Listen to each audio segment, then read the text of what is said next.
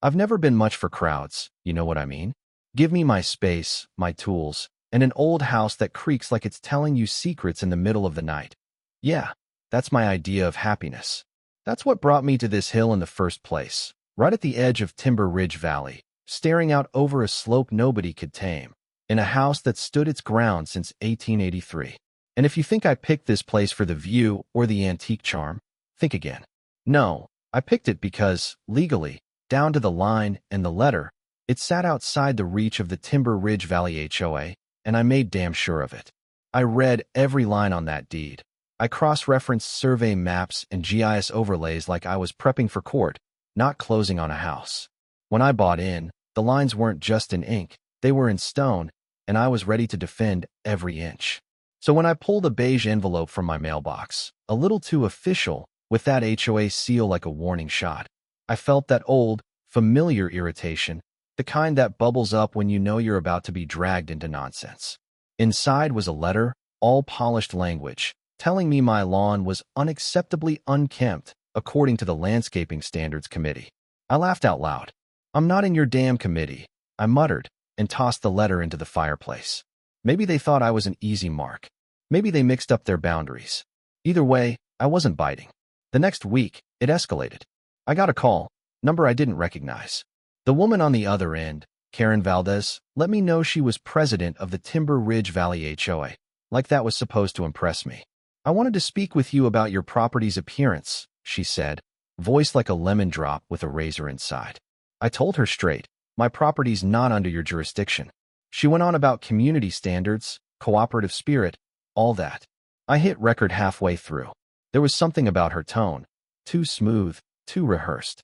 I shut her down, told her any more contact would be harassment, and hung up. After that call, I went straight to the sheriff, filed a complaint for property intimidation and overreach. The deputy who came by, Hayes, just nodded when I handed him the recording. "You're doing the right thing, Mr. Blake.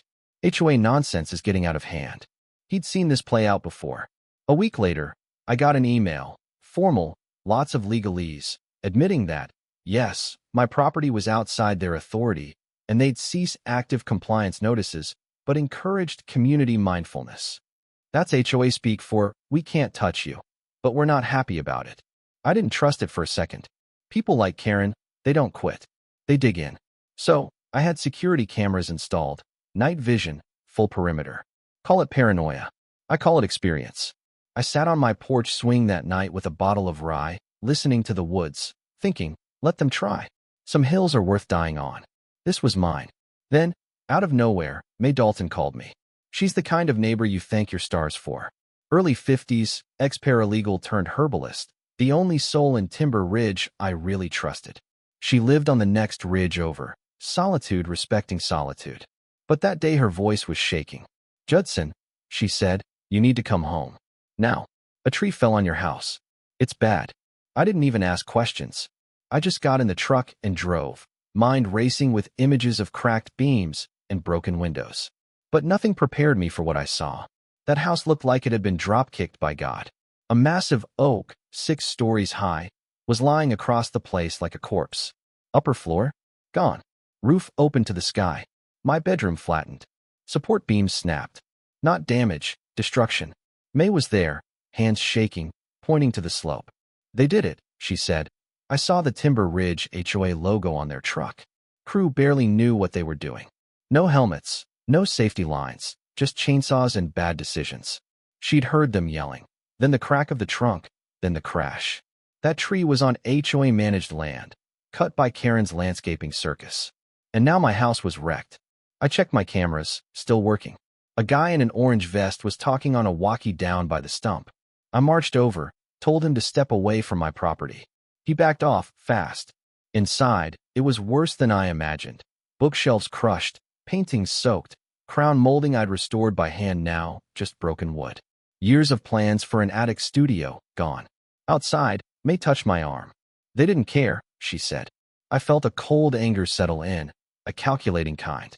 I started making calls. Sheriff, insurance, lawyer. Not just any lawyer. Colin Rise, the kind of guy who enjoys humiliating bad actors almost as much as he loves bourbon. When the deputies showed, I handed them the flash drive with camera footage. No dramatics, just facts. Timber Ridge Valley HOA truck. No permits, no licensed crew. The insurance adjuster, Ron, looked at the place and just shook his head. $500,000 easy. I already knew the numbers. Restoration was my line of work. As we cataloged losses, May showed up with a flash drive of her own. Her Nest Cam caught the whole thing from a different angle. No winch, no bracing, just a tree felled by idiots. That night, I was up late with 2 hard drives, organizing footage, invoices, public records. Colin called the next morning, giddy. They're screwed. This isn't just negligence. It's reckless endangerment. And if Karen greenlit this without permits? Systemic misconduct. That same week, we hit the HOA with 2 lawsuits, property damage, unlicensed contracting. But the real gold was a loophole. Karen had used funds from an emergency landscape account meant for storm cleanup, and nobody approved the withdrawal. Fraud. Plain and simple. Karen didn't back down. She pivoted, tried to paint herself the victim. Flyers went out, glossy, full of buzzwords, warning the neighborhood about dangerous individualism. They even printed a grainy photo of my house with the caption, "Non-compliant and aggressive." I laughed, scanned it, sent it to Colin. "This is coordinated slander," he said. The harassment got worse. My truck's tires slashed one night. But I had the guy on camera, face and all. Deputy Morgan picked him up before breakfast. Then a fake evacuation notice showed up, stamped with a forged county seal, warning me to leave due to slope instability. Nice try. City planning confirmed it was bogus. Colin started stacking claims: harassment, intimidation, defamation. Karen was practically building our case for us. But the real twist came from inside. Brandon, the ex-HOA treasurer, emailed me internal memos showing Karen knew the tree project wasn't permitted, even dismissed concerns at a board meeting. No one on that hill has the balls to sue us. Oops. That went straight to the district attorney. Colin was thrilled. We countered a cease and desist from the HOA with a First Amendment defense. May, meanwhile, became my right hand, sorting files, prepping witnesses, basically my paralegal. The board started to crack. Colin found a $14,700 invoice, signed by Karen, labeled as an emergency landscape expense, on the same day my house was hit. We moved fast, filed for a forensic audit. Court froze HOA discretionary accounts. Karen tried to rally the neighborhood with an emergency meeting. Media showed up, too. I stood up, laid out every document, every video, every quote, including Karen's infamous "no one has the balls" line. The crowd gasped. Karen turned pale. It wasn't about grudges. It was about broken rules and real consequences. The board suspended Karen, pending legal review. Colin said she was cooked. I warned him not to celebrate too early. Karen's the type who'll burn the whole hill down to save her crown. May brought over a folder labeled Phase 2, 3 years' worth of HOA shenanigans, cross-referenced and highlighted. We weren't just fighting for my house anymore. We were tearing down a regime. Court was tense. Old carpet, the smell of recycled paper, Karen at one table, Colin at the other, smirk firmly in place. The judge was all business. We showed the footage, the tree falling, the unlicensed crew, Karen's own words on record. Her defense tried to spin it as a safety issue, but then Colin played the eco-journalist interview. Karen on tape, smiling, admitting she wanted the tree gone to improve the neighborhood flow. The judge called it illuminating. May testified, quoting municipal codes like a pro. The court found Karen personally liable, fired from the presidency, fined, and banned from HOA rolls for 5 years, plus a suspended sentence for falsifying records. The HOA had to pay for the rebuild and for damages, over $650,000 in all. And the kicker? The court ordered a third-party audit of all HOA actions for the last 3 years. When Karen left the courthouse, she didn't look at me. I just watched her go, silent for the first time. Outside, the press was waiting. I told them, this wasn't about revenge. It was about accountability.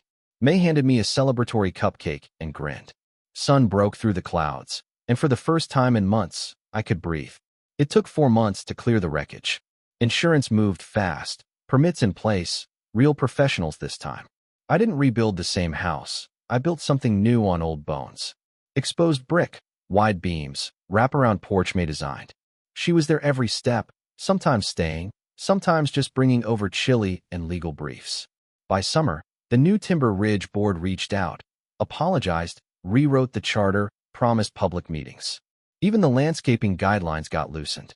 Karen moved away, just another name in another building, power gone. One golden evening, with the last bit of porch railing in place, I sat out with May, sharing a bottle of wine, watching the sun go down. "You didn't just help me fight," I told her. "You helped me build something better." She smiled, warm and slow. "I was never just here for the fight, Judd."